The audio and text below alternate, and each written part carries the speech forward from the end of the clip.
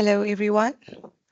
My name is Carla Jacobs. On behalf of all of us at LASIK, I'd like to warmly welcome you to the very first webinar of our Lab Sustainability Initiative. We're incredibly excited to launch the series, which is part of our broader commitment to supporting sustainable practices in laboratories across Africa. Whether you're just starting your sustainability journey or already making strides, we hope today's session offers valuable insights and inspiration. The session will be recorded and will be shared with all attendees. Should you require a certificate of attendance, do let us know by sending us an email or popping a message in the chat. Next slide, please.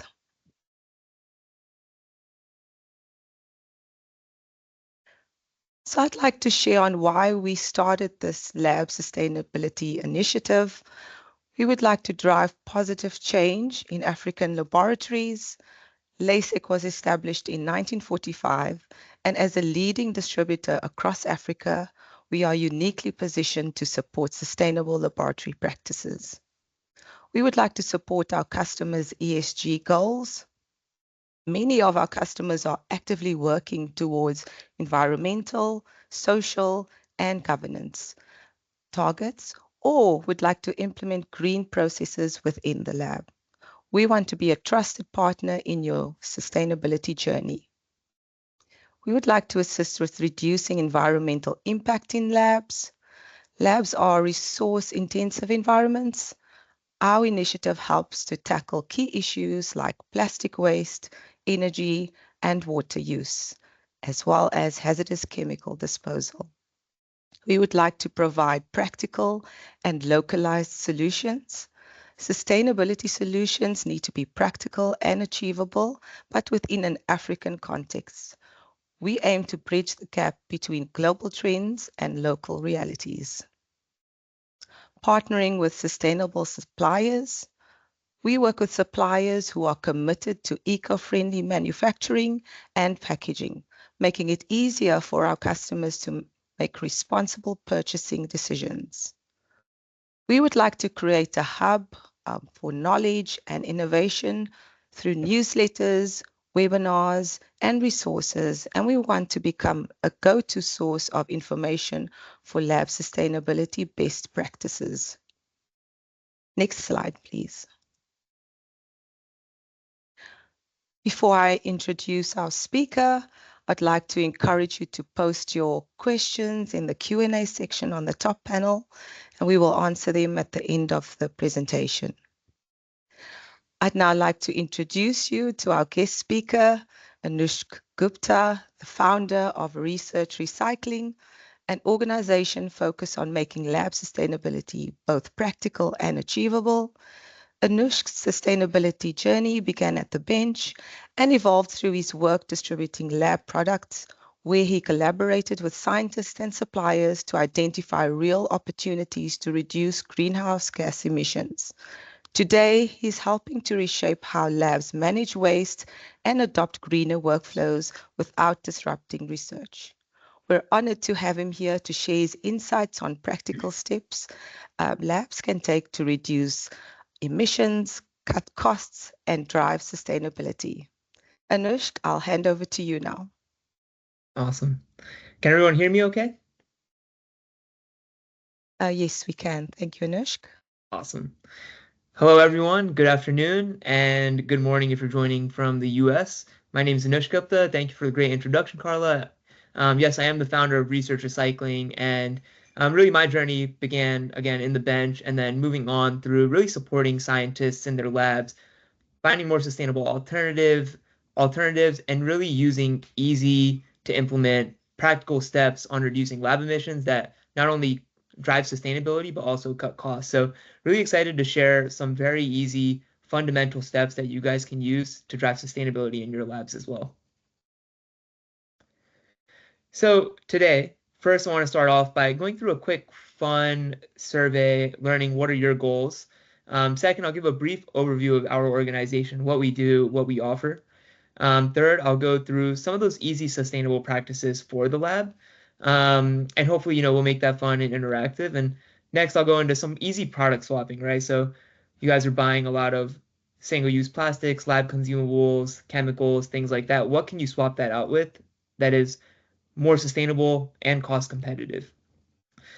Next, I'll run into a little bit of solvent recovery. So for any labs that are heavy on solvent usage, this is a great system to not only cut down costs in the long term, but also drive sustainability in the reuse of these solvents.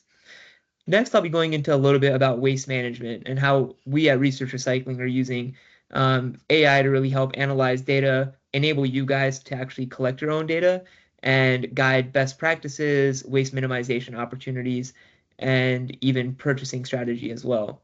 And lastly, really want to wrap it up with an easy plan that you guys can follow to start off on your sustainability journeys.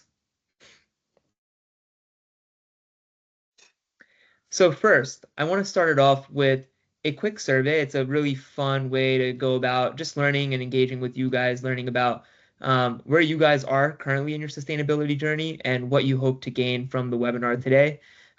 These responses are not asking for any information. They're completely anonymous. So really love for you guys to either use the QR code. I'll drop the link in the chat right now. And if you guys can just hop on this Slido survey, that would be awesome. And I'll start sharing my screen on that. So there's two ways to join. One, you can click the QR code here by scanning it with your phone. Second, you can go to slido.com and enter this code. So I'll give you guys about a couple minutes to get into this, and then we'll run through some of the questions. So these are some of the questions that are coming in now. Looks like people are joining okay, so it's the easiest thing to begin with in lab sustainability. We'll be definitely going through some of the easiest practices to start off with your lab sustainability journey shortly in the presentation. How then can you dispose of the final products of plastic waste? We'll be summarizing some of this in the later part of the presentation, as well regarding, waste audits, the different treatment options for plastic waste, and really what the future holds in that case. How can I initiate sustainability in small lab? Again, we'll definitely be going through a lot of this in the presentation. This is awesome. Lots of questions coming through here. What can we do with pipette tip racks? It's a great question. There's lots of recycling solutions available. We won't be going through this in the presentation, but I'll bring this back up and we'll leave some of these questions for the end once the presentation is finished up. All right. And waste, especially electronic waste. Awesome. Yeah, this is great. So I'll share my screen again for these Q&A questions and we'll run through them towards the end of the presentation. For now, I will get the poll started since it looks like a lot of you were able to hop on the Slido. So what I want to know is, and this is a kind of one-word answer, two-word answer, what is the first thing you think of when you hear sustainability? And once you start submitting your answers, you'll see the words pop up on my screen here, and the more popular words will get bigger. This is what we call a word cloud. So I'll give it a minute or so for you guys to type in. Really, again, just want to get the juices flowing, get us thinking about sustainability, and learn where your guys' heads are at in regards to sustainability. Green. Yep. Complicated. I like that. Recycling. Yep. Got a couple reuses.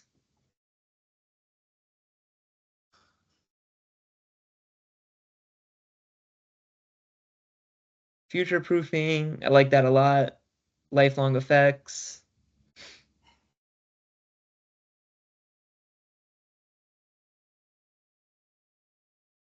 And again, for those of you who are joining or haven't gotten on Slido yet, there's two ways to join. You can join via the QR code in the top left, or you can join by going to slido.com and then entering this code here. Equalize consistency.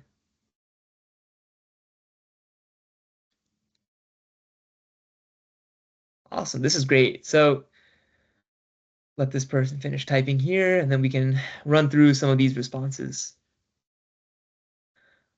Complicated, perpetual, environment.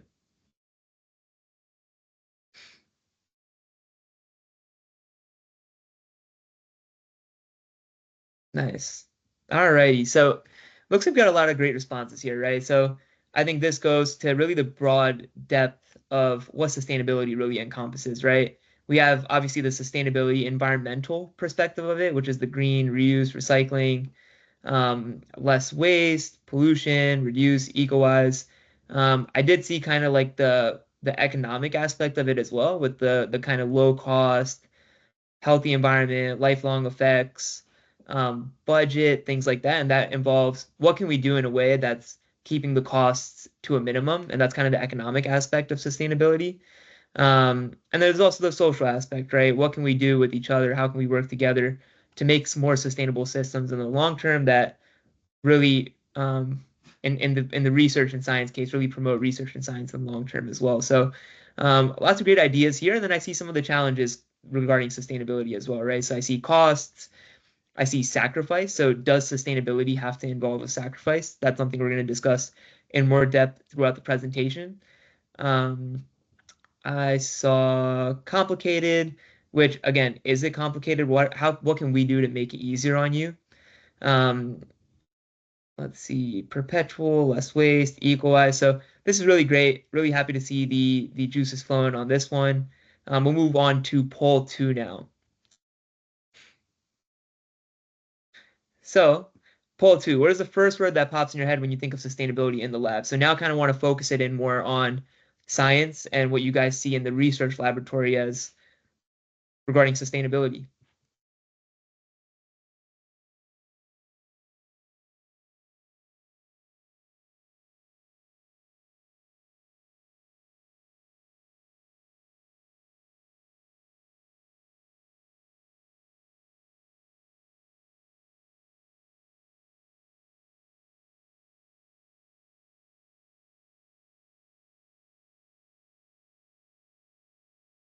All right, commitment and difficult.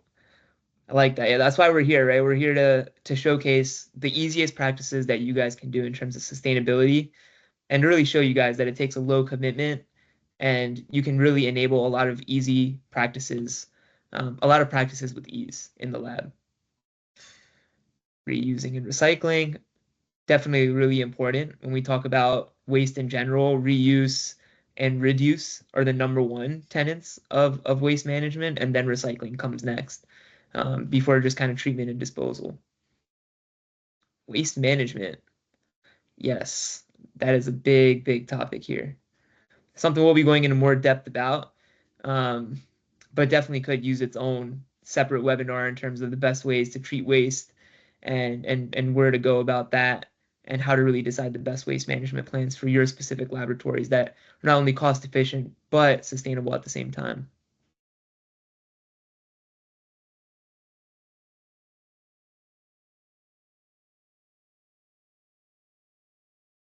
I like this a lot too. Lab work continuation. What can you do in the lab that's sustainable that doesn't change the operation of the lab? Being able to reduce operation costs. I think you'll be very happy with the presentation today because definitely go into a lot of detail about how we can actually reduce that operation costs. Awesome. Okay. Well, waste management is definitely the big takeaway. So, um, yeah, this is great.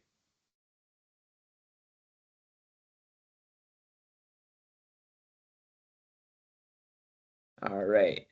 So I will now move on into poll three. And you guys should still have access to the Q&A in case you want to drop questions that you think of throughout this and that in this section of the Q&A. I know there's the team's Q&A as well. All right. So now we'll go on to question three. What motivated you to join this call today? This really, I just wanted to learn about where you guys are in your sustainability journey currently. And now you guys should have that poll activated.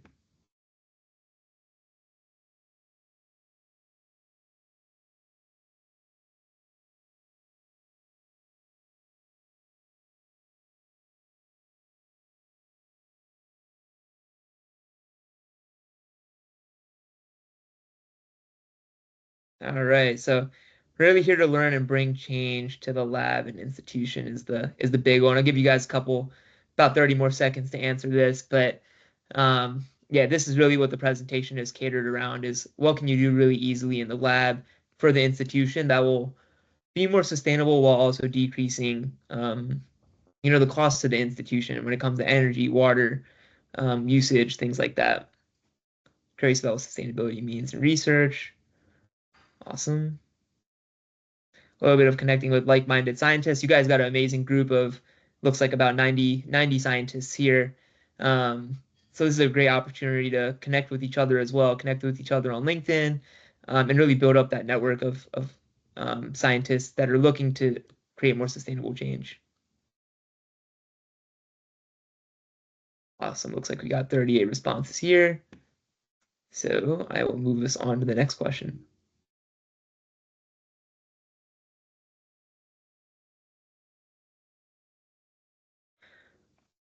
All right, next, how would you describe your current level of engagement with sustainability in your lab? So just getting started is you don't really know too much about it. Just trying to figure out what's the first easiest thing you can do. All right, looks like we already got some responses in. So just getting started and some ongoing efforts seems like the best top two options here. A little bit of actively implementing sustainability initiatives, which is awesome to see. I'd love to learn I don't think the chat's an open feature, but I would definitely love to learn from you guys in terms of what you guys are initiating currently and love to share those stories as well.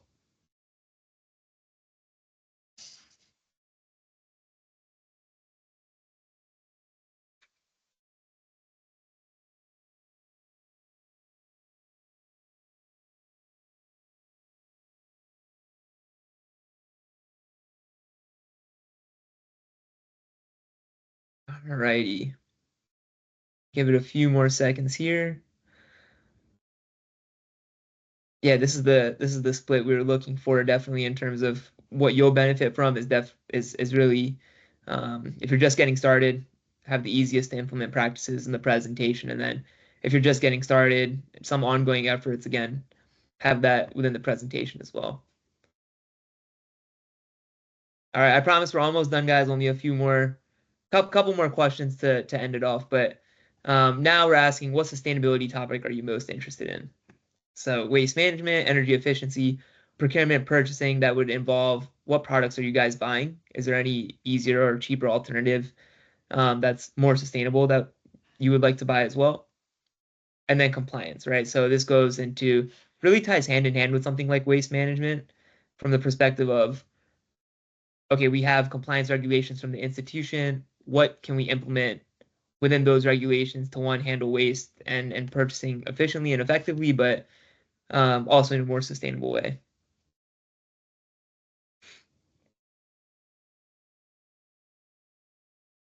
Okay, give that a few more seconds.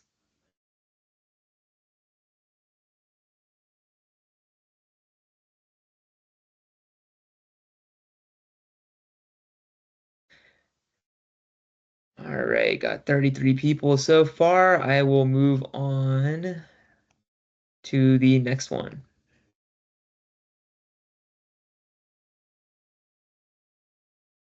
All right, next question. What is the biggest challenge you face when it comes to sustainability in your field? So I know during the kind of word cloud, the beginning couple, we saw a lot of challenge related words, right? It's complicated, it's hard to use, it's cost effective, I mean costly to be more sustainable. So this will give us a good gauge in terms of how I'm going to direct the presentation, and really our goal is to help you guys be more sustainable in the lab with ease.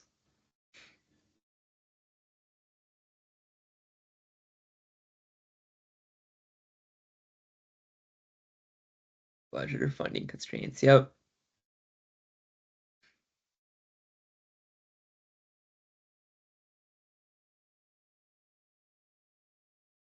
Yeah, but budget or funding constraints is definitely what we see from a global perspective as the number one challenge in terms of sustainability in the lab. Um, Lack of infrastructure, definitely right. What are the waste management options that are available to you? What are the different purchasing options for products that are available to you? We got limited access to knowledge or best practices. that's why we're here, right? Basic, really happy with LASIK and what they're doing and really kicking off the sustainability initiative and providing these resources and these webinars for you all. Lack support from leadership or colleagues, we'll be actually going through how to really get started in your own labs in terms of sustainability as well. Awesome. I will move on to the next question, and this is the last question. And this is really open-ended. So what are you guys hoping to walk away with today? This is really for, I'm not going to be going through all the answers here, but this is really for us to learn in terms of what you're hoping to walk away with, and see if we deliver on that by the end of the presentation and hopefully help guide future webinars that we'll be having for you all as well. And I'll give this one a couple minutes and then we'll run through the presentation.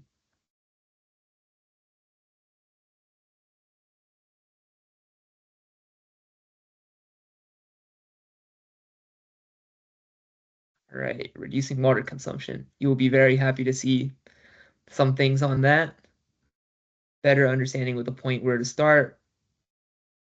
Yep, same thing, budget-friendly ideas. You found knowledge, practical, implementable solutions. The implementable and achievable solutions, waste management. We won't be delving too deep into waste management, but that is really our specialty at Research Recycling, and I know LASIK has a lot of waste management services and technology, so definitely would be happy to do a follow-up on the waste management side of things. Knowledge on how to start the sustainability journey in the lab, easy wins, adding to the knowledge. This is all great.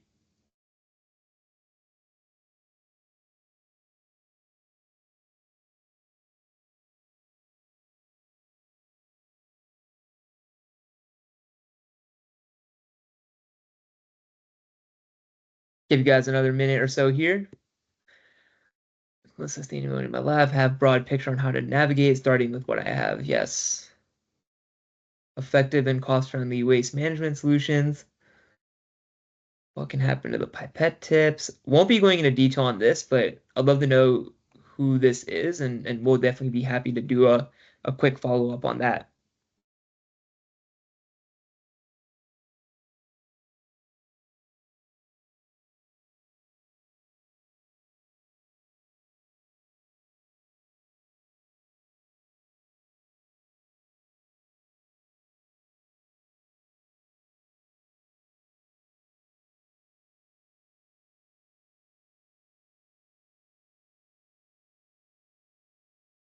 All right. What can happen to the different solutions laid to sustain the lab? Yes. Give this one person a chance to type, and then we'll end this section of the presentation and then really go through some easy to implement practices. All righty. So yeah, I think we'll be going through really a majority of what you guys are looking for so far. I'm really excited to showcase the presentation now. Ideas on how to implement lab sustainability practices, how to implement recycling initiatives, and remain compliant with quality standards. So this, again, we won't be diving into too much details regarding this, but we will in terms of solvent recovery, but not too much on the recycling side. So we'll definitely follow up if there's enough interest. I'm sure Carla and the LASIK team would love to set up another one of these webinars to really focus specifically on waste management. Well, awesome. I will lock this poll here and go back to sharing the presentation side of things. All righty. So really appreciate the responses and the engagement on the Slido. I think that's really helpful, hopefully for you guys to see where each other are at as well. That's one huge component of it, is really aligning your expectations and what you're looking for with other scientists in the room. And so I think we did that really well. We saw a lot of the similarities in what everyone's looking for and really the breadth of what sustainability encompasses in the lab as well. So at Research Recycling, we really started off by being dedicated to really understanding what your challenges are from inception to disposal. And what that means is when you buy a product, when you use a product, when you use a service, how is that service actually made? How is it disposed of? How is that product disposed of? And what are the emissions created along that value chain? And really the way we're doing that is by engaging in dialogue with you guys, scientists, with manufacturers, with suppliers, with EHS professionals, with procurement professionals, in an effort to identify the barriers, best practices, and opportunities to reduce the emissions created by lab waste. So now really going over what is the environmental impact of a research laboratory, right? So these are all global averages, by the way. They're not specific to Africa, but it would be very similar for a lab in Africa as it would for a lab in the US as well. And what we found is that labs use a huge amount of energy. They use about 5 to 10 times more energy per square meter than office buildings, right? And that's huge. Um, it's really interesting. A fun fact is a single ULT minus 80 freezer uses as much energy as one US household. And that's really going to the fact that, hey, we need it. The research requires these ULT freezers, this high energy consumption, but really putting into perspective that one piece of equipment can use as much energy as we do in a household. Procurement emissions. Now, this refers to the emissions from the purchase of goods. So for any research institution, for any academic university, the emissions from the purchasing of that product, and that includes the emissions from the creation of that product, the manufacturing of that product, and the disposal of that product, they account for about 50 to 70% of a lab's total carbon footprint. What that means is the products that you guys are buying on a daily basis really do create a lot of emissions, a lot of the emissions, and not as much and not so much the actual usage of the equipment that you're doing. So even though a single ULT freezer uses as much energy as a US household, it doesn't produce as many emissions as the actual products that you're buying. Water production, waste production. So globally, we produce about 5.5 million metric tons. That's about 12 billion pounds of plastic waste annually in the research life science space. And to put that into perspective, a single researcher produces about 8 pounds, 3.6 kilograms of plastic waste per day. And that includes all the packaging, all the consumables we use, even the plastic bags that are wrapped around your biohazardous waste bins and your trash bins. And really, in total, we produce about 50 to 60 million metric tons of carbon dioxide emissions globally, and that's comparable to whole countries like Portugal or Denmark. So, what can we do about it, right?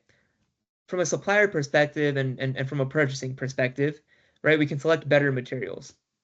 So, when I talk about material selection, there's different raw materials that produce less emissions in the creation of that raw material. So it differs by plastic resin, by what kind of chemical you're buying. Is it made from other chemicals, or is it made from biorenewable sources?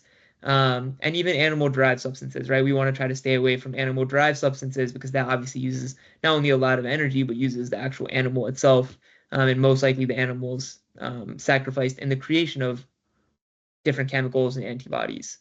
Energy and emissions, really talking about the energy and emissions produced from manufacturing, usage, and distribution of that product. Water is heavily used during the consumption, during manufacturing and usage as well. And overall, just the energy and water consumption really account for about 25 to 35% of the emissions for a specific product in its lifetime. Next is suppliers and manufacturing, right? What can our suppliers and manufacturers do to make it clear to you what the better, more sustainable option is, and how can distributors like LASIK, which is what they're doing now, work together with their suppliers to promote sustainability and create programs like what they're doing now, what we're doing now, to showcase sustainable suppliers in an easy to understand way for you. Next is packaging, right? How can we promote more sustainable, compostable packaging rather than things like polystyrene?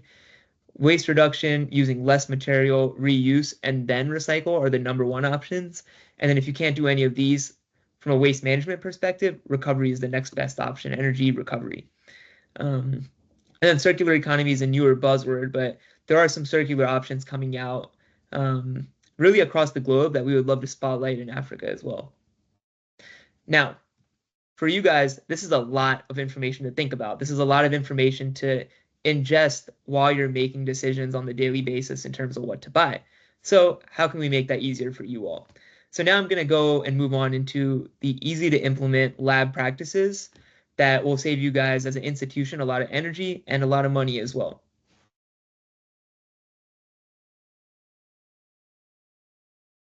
So first, I want to start it off with the freezer challenge. So the freezer challenge is something that's held globally, internationally, and it's a free annual competition really designed to promote best practices in cold storage management. So as scientists, we're all used to using negative 80-degree ultra low temperature freezers. Now, as I had said, right, these use as much energy as a whole house. Now, what we've seen in the research is that raising the temperature by 10 degrees Celsius to negative 70 degrees Celsius can save about 30 to 40% of the energy that's used by a ULT freezer in the lifespan in a lab. And the research shows that this actually has no impact on the things that you're keeping in that freezer and has no impact on the research. So when we talk about easy to implement practices for your institution that will save a lot of energy and then on the back end save a lot of costs, this is probably the easiest practice I can suggest. Additionally to raising the temperature to negative 70 degrees Celsius, you can also do things like clean the coils of the refrigerator and defrost regularly to increase the efficiency of the refrigerator and therefore decrease the energy usage. So we'll send out a link and some resources on this after this webinar, but this is a great opportunity to really just something easy to implement in the lab and get started. Next is the Shut the Sash program. So really similar to the freezer challenge. And this Shut the Sash program is a chemical fume hood competition started at Harvard's Department of Chemistry about 20 years ago. And this program relates to the big fume hoods that we use in tissue culture for chemical usage, things like that. What we've seen is that when a fume hood is open, it circulates air nonstop. A lot of the air escapes and new airflow enters from the fume hood. Now, this leads to about a $3,000 to $5,000 cost in just energy usage for that fume hood per year. And like we've been saying, fume hoods that are left open can consume as much energy as about 3.5 households. So what can you do? Something really easy to do is shutting the sash when you're done. And most fume hoods have an automatic kind of off switch when you shut the sash, which still keeps that environment sterile if you're using it in a BSL2 or BSL1 environment. And it can cut the energy consumption again down by about 30 to 50%. So from about 3.5 homes down to about 2. Actually, one great way is having a tag like this. So the Shut the Sash competition. And really, it's a sticker that you would keep by your fume hood as a reminder, hey, shut the sash, right? If you're not using it consistently, within 10 minutes, it's best to just shut the sash before you close. That will not only keep the environment more sterile moving forward, but just save you a lot of energy as well.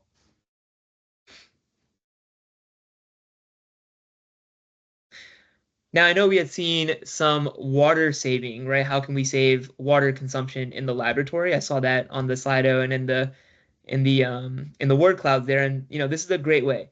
So something that only costs about $5 to $10 to implement is a faucet aerator. So this device on the right is what's called a faucet aerator, and something that screws onto the faucet. And what it does is it mixes air into your water stream without affecting the usability of the water stream. So really, we all like water pressure. We all need water pressure, not only in the lab, in other areas as well. But what this aerator will do is decrease the amount of water coming out without affecting that water pressure. Now, the impact is you can decrease the flow from about 8.3 liters per minute, which is the average flow of a lab sink, to about 5.6 liters or even 1.8 liters per minute. This really, what we've seen is it saves up to 50% of water at the lab sink. Now, you might say, hey, what if I just need that amount of water flow in that lab? But it's really easy to unscrew. So in case you're filling a big water vat, you're building a big container, you can obviously just screw this off and fill it and then put this aerator back on. This is really good for when you're doing things like washing, filling the sink, washing your glassware, things like that. It's really good to have the aerator on. Low cost, high savings from an institutional and lab perspective on water. and obviously very sustainable in nature. Next, I'm going to move on from more of the energy institutional savings of not only cost but emissions to more of what we can do from a purchasing perspective, right? So I have this in the format of, hey, let's just swap this for that. So anything that uses styrofoam, so this would include things that are sold on dry ice, like antibodies. We can use things like compostable packaging. Single-use plastics like pipettes, weigh boats, cell scrapers, and inoculation loops. We can use reusable ones when safe and when the research allows for it. High plastic single-use items like filter systems and chemical bottles have low plastic single-use alternatives. And things with high packaging material have low packaging material as well. Now, the real question is, right, how can you decide these things at the point of purchase? And that's where distributors and suppliers like LASIK come in, and organizations like ours come in, where we can guide you on, what you're buying if you just by sharing some of your buying data as well. Now, getting a little more specific, what LASIK offers is what's called a Petri film. And so this is really an alternative to a plastic Petri dish. Not really usable for cell culture as much, but it is usable for just basic detection skills in terms of, hey, let me see if a culture will grow on this. Culture will grow on this is positive for this bacteria. And again, it's really relevant to the food industry and probably the healthcare medical industry as well. But obviously, this is a low carbon footprint product, uses 76% less energy, 79% less water, 75% less emissions, and produces 66% less waste. When we go on the greener chemistry side of things, again, not going to go into too much detail here, but just know that we can swap this for that. And if you're looking for more information on what these swaps involve, highly recommend reaching out to Carla or myself. Yeah, just asking, right? What can we do? What can we swap that's cost competitive? A lot of these swapping this for that are cost competitive, cost equivalent, and are more sustainable in nature.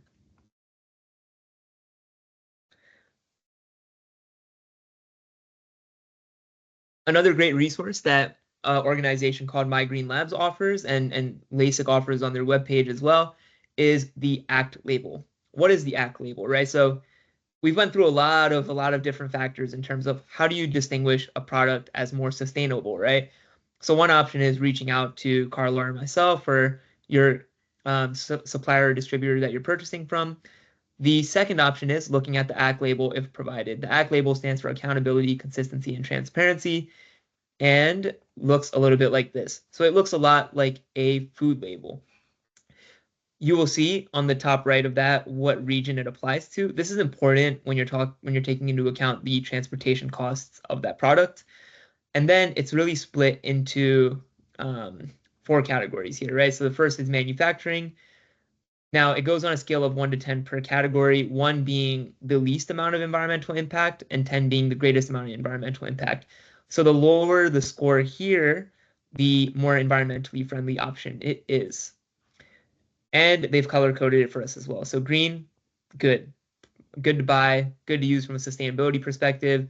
Yellow is okay in that category, and red is just not a great, has a high environmental impact in that specific category. So I would really urge you all to really look into this when you're buying it, if it is available to you guys. And if you see an equivalent opportunity where there's a lower environmental impact factor, definitely take that into account if it's cost competitive.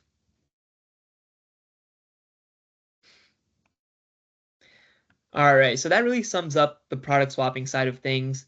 Now I want to go into the solvent waste recovery and research lab. So what is solvent waste recovery and why focus on it? So this really this is a system that's really applicable to labs that use a lot of common solvents like ethanol, methanol, acetone, xylene, and dichloromethane. Now these solvents are typically disposed of via incineration, autoclave and drain, or fuel blending. All of these practices are very high in terms of emissions production, but they're also very high in terms of cost. So what can we do, right? Now that's where solvent recovery systems come in. Solvent recovery systems are distillation systems that allow laboratories to recycle and reuse solvents with high purity. The impact of this is that you're able to recover up to 90 to 95% of solvent wastes for reuse, obviously reducing the amount of hazardous waste and saving on the solvent waste disposal costs.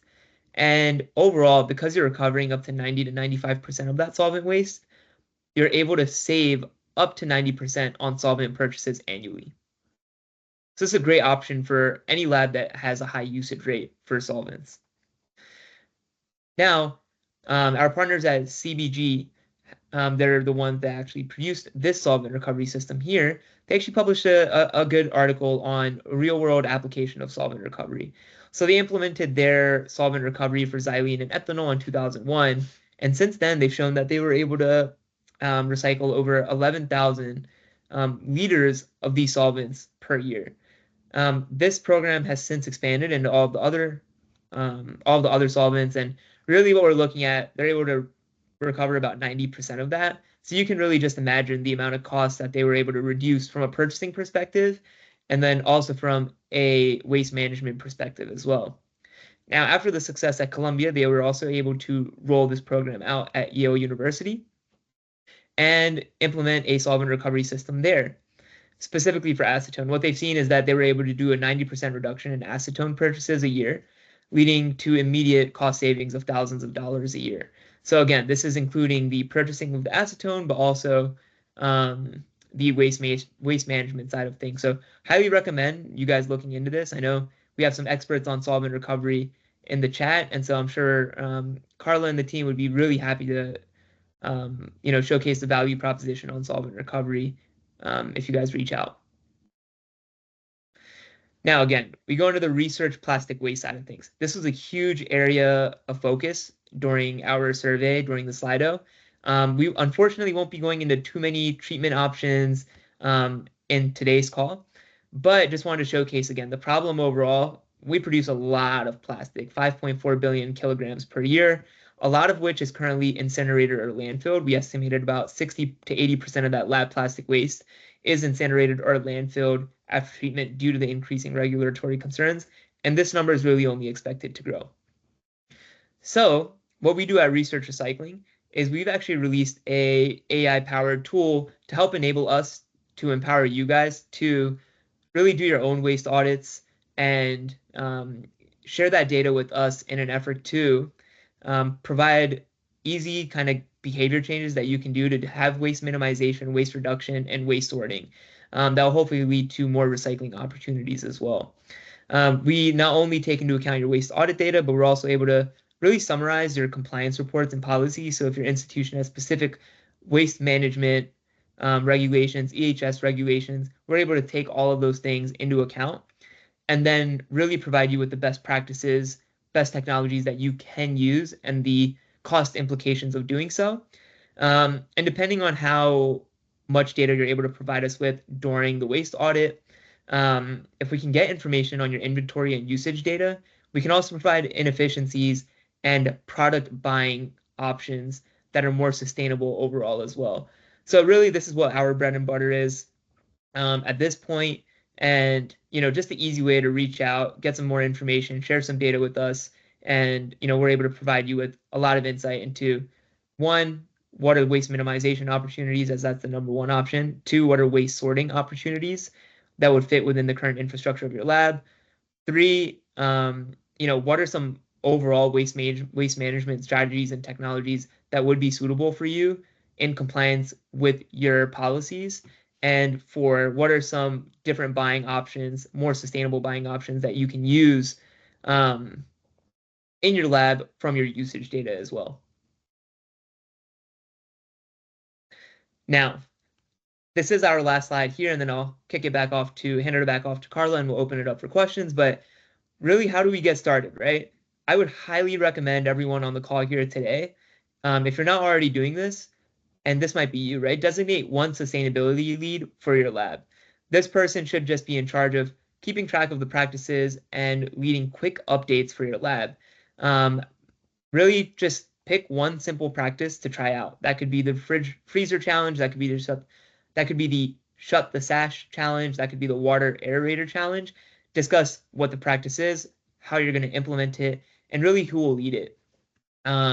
This is what we've seen has the most success is when there is a process in place to enable a sustainability practice and really track its benefit over time. Because really, once you start seeing the small wins, you'll want to get more and more value out of sustainability, not only from a sustainability perspective, but from a cost savings perspective as well.